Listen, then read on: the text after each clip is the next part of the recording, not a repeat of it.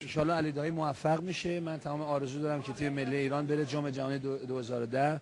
آقای علی دایی شخصیت بزرگ فوتبال ایران هست، بازیکن خیلی خوبی بوده و هر کمکی ما میتونیم پرسپولیس بکنه به ایشون من کمک خواهم کرد و انشالله فدراسیون و آقای علی دایی با هم موفق هستن. خودتون فکر می‌کردین مثلا اسمتون یهو در آخرین لحظه تغییر کنه؟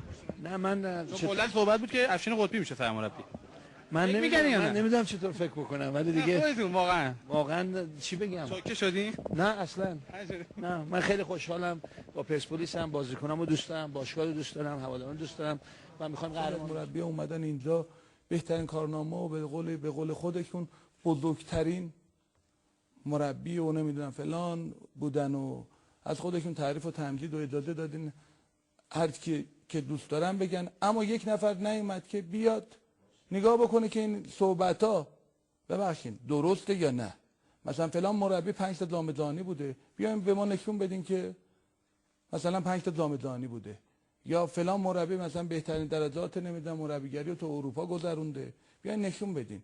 من نه تو مربیگری ادعایی دارم